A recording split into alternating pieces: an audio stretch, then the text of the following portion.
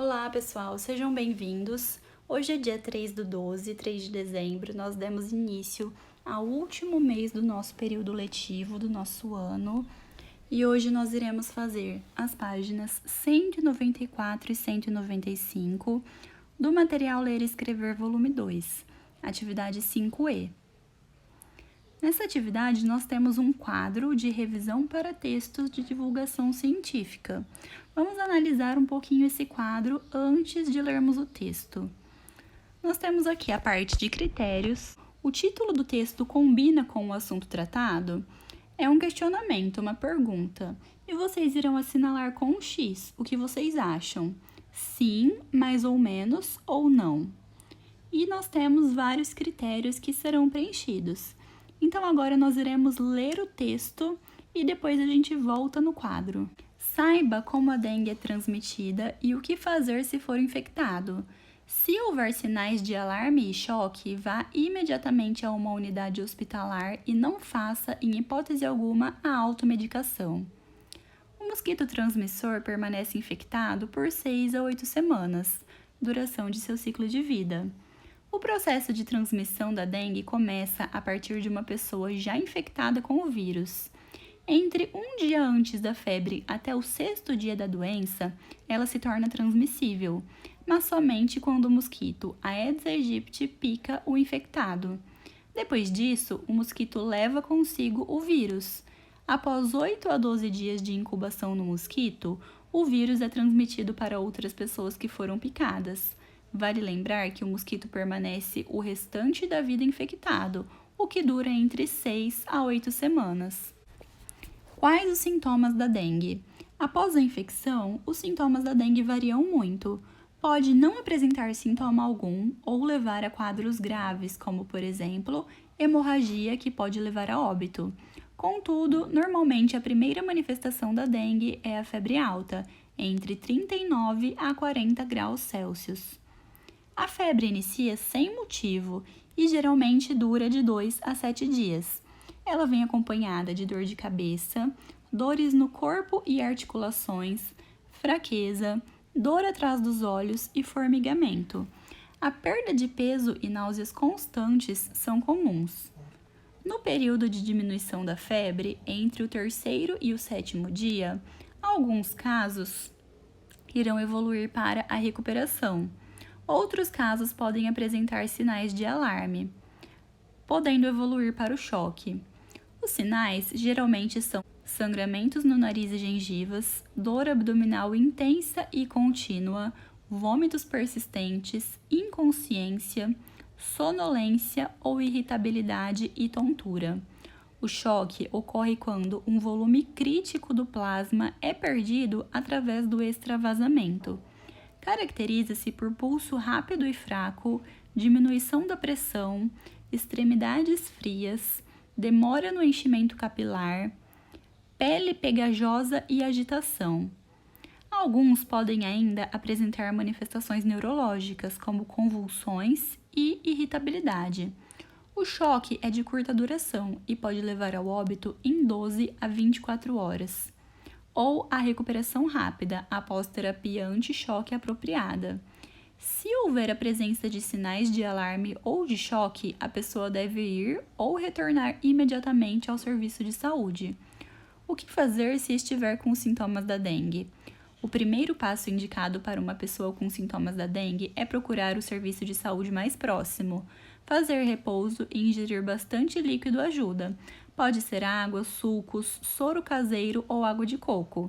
Na presença de sinais de alarme e choque, vá imediatamente para o atendimento em unidade hospitalar. Não faça, em hipótese alguma, a automedicação, pois isso pode complicar o quadro. O paciente também deve retornar ao serviço de saúde para ser reavaliado, mesmo estando estável.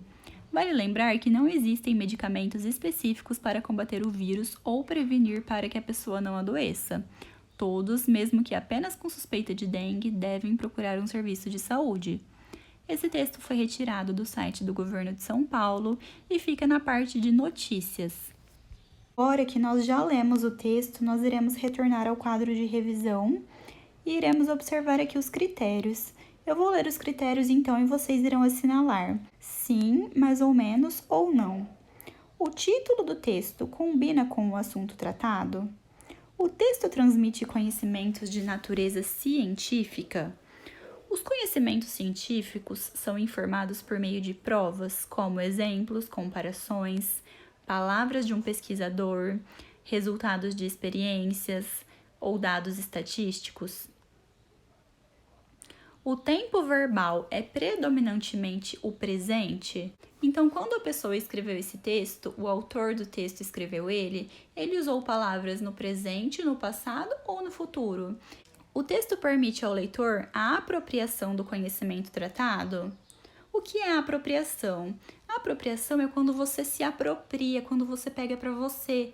Nesse caso, está perguntando se a pessoa que leu o texto, eu ou você, a gente aprendeu alguma coisa sobre esse texto? A gente aprendeu alguma coisa sobre a dengue, sobre os sintomas da dengue, sobre o que fazer quando a gente estiver com sintomas? A linguagem do texto está adequada ao seu leitor e ao espaço em que seu texto irá circular? É clara e objetiva? Se eu estou lendo um texto de divulgação científica, é porque eu quero me apropriar desse conhecimento.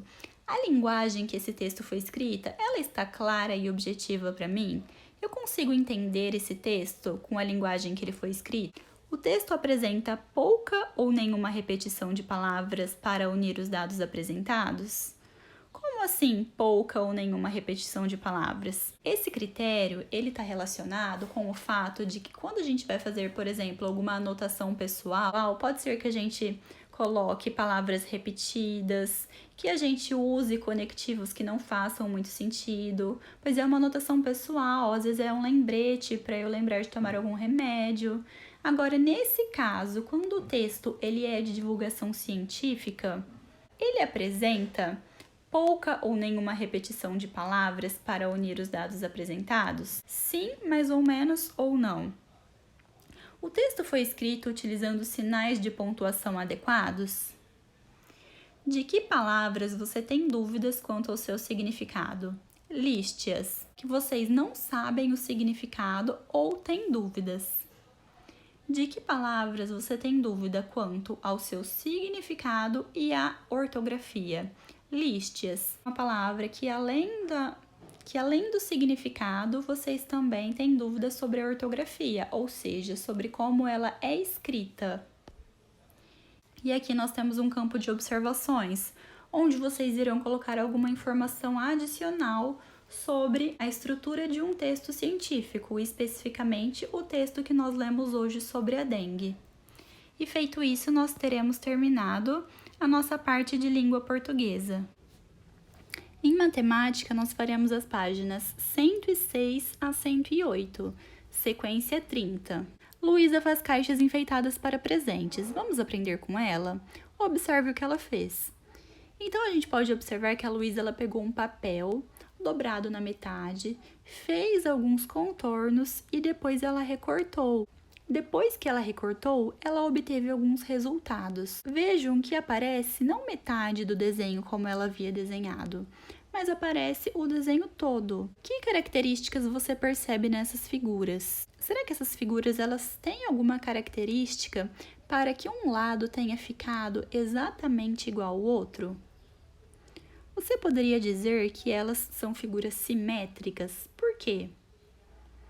Agora é nossa vez. Recorte vários quadrados de revistas ou de folhas. Dobre cada um deles, como a Luísa fez, desenhando contornos e recortando-os. Observe as figuras formadas. Então, nós temos aqui uma sugestão de atividade sobre simetria, onde vocês irão tentar fazer a mesma coisa que a Luísa.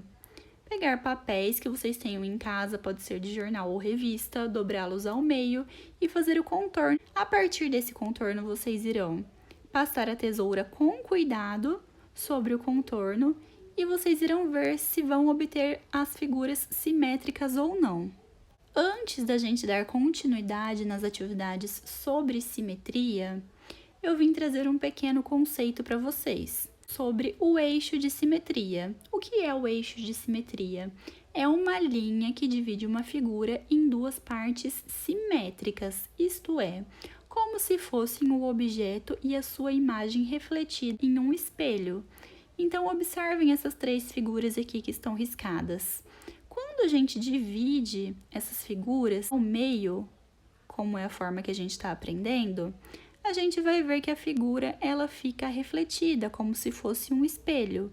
Esse eixo que divide a figura, ele é chamado de eixo de simetria. Nós temos uma figura que, mesmo se a gente passasse esse traço, que é o eixo de simetria, ela não ficaria como se ela estivesse refletida, porque ela não é uma figura simétrica. Atividade 30.2. Luísa costuma usar espelho para construir figuras simétricas. Veja como ela faz. Imagine que foi colocado um espelho sobre a linha vermelha da figura abaixo. Utilize o anexo 1 e faça um esboço de como ela ficará refletida no espelho. Vocês podem utilizar esse anexo para fazer essa atividade sobre simetria. Luísa disse que a linha vermelha é o eixo de simetria da figura. Você concorda? Por quê? Atividade 30.3. É comum usar malhas quadriculadas para desenhar figuras simétricas. Que tal completar as figuras abaixo, sabendo que as linhas vermelhas são seus eixos de simetria? Então, aqui nós temos uma malha quadriculada e vocês irão completar essas figuras utilizando o eixo de simetria, ou seja, o lado que vocês irão desenhar é como se ele fosse o reflexo do outro lado.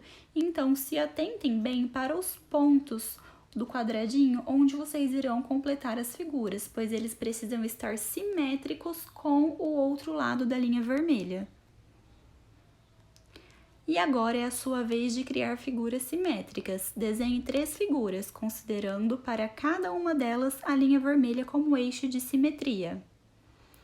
E aqui nós temos uma malha quadriculada grande, onde vocês irão então criar as suas próprias figuras com eixo de simetria. Lembrem que esse eixo ele divide a figura em duas partes, como se fosse o reflexo da outra. Ou seja, elas precisam ser simétricas. E nós finalizamos também a nossa parte de matemática. Até semana que vem, pessoal!